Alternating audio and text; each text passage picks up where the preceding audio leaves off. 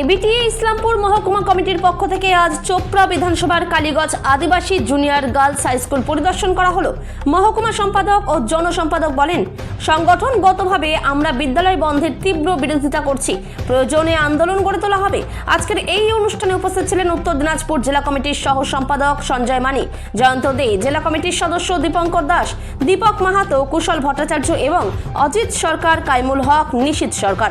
Bureau report, big news Bangla. শিক্ষক সমিতি আগামীকাল আমাদের 106তম প্রতিষ্ঠা দিবস।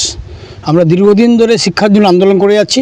শুধুমাত্র ছাত্রছাত্রীদের সুযোগ সুবিধার বিষয় নয় বা শিক্ষকদের সুযোগ সুবিধা না, নতুন নতুন বিদ্যালয় তৈরি করা এবং বিদ্যালয়ের পরিকাঠামো দেওয়া এবং একদম গ্রামের যারা প্রান্তিক মানুষ তারা যেন কেউ যেন শিক্ষার অধিকার থেকে বঞ্চিত না হয়। মূলত সেই লক্ষ্যগুলোকে সামনে রেখে আপনারা দেখবেন 2011 সাল তার আগেই এই সব জুনিয়র হাই স্কুলগুলো তৈরি হয়েছিল বিভিন্ন গ্রাম অঞ্চলে।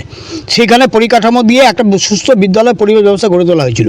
কিন্তু আমরা এখন দেখতে পাচ্ছি একের পর এক জুনিয়র হাই স্কুল বন্ধ হয়ে যাচ্ছে। আমরা ইতিমধ্যে শুনলেন যে এই অঞ্চলে এই কিছু ব্যাসার্ধের মধ্যে 3টা স্কুল বন্ধ। কারা এখানে পড়াশোনা করছে? একদম গরিব সাধারণ পরিবারের ছেলেরা।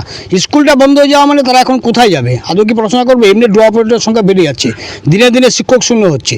সেই জায়গায় দাঁড়িয়ে এরকম একটা আদিবাসী অধ্যুষিত অঞ্চলে একটা জুনিয়র হাই স্কুল বন্ধ হয়ে যাওয়া মানে একটা প্রজন্মকে শেষ করে দেওয়া, একটা গ্রামীণ যে শিক্ষা ব্যবস্থা সেটাকে ভেঙে দেওয়া। এর প্রতিবাদে আমরা শিক্ষক সংগঠন হিসাবে আজ আমরা এখানে আসছি।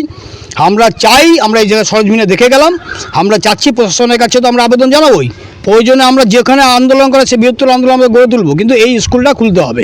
এর আগে এরকম বহু স্কুল বন্ধ করার চেষ্টা হচ্ছে, আমরা সংগঠনগতভাবে উদ্যোগ গ্রহণ করেছি, স্কুল শুরু হয়েছে। ফলে এই স্কুলটা যাতে আগামী দিনে শুরু হয় তার জন্য যা যা ব্যবস্থা গ্রহণ করে আমরা করব। একইভাবে এখানকার যারা লোকাল মানুষ তাদের কাছেও আমরা আবেদন রাখবো যে আপনারাও এগিয়ে আসুন। একটা বিদ্যালয় বন্ধ হয়ে যাওয়া মানে শুধু স্কুল বন্ধ হয়ে যাওয়া না, দরজা তালা মারা না, পুরো শিক্ষা ব্যবস্থাটা ভেঙে যাওয়া। তাই আপনারা এগিয়ে আসুন, আমরা শিক্ষক সংগঠন হিসাবে আমরা এর পাশে আছি।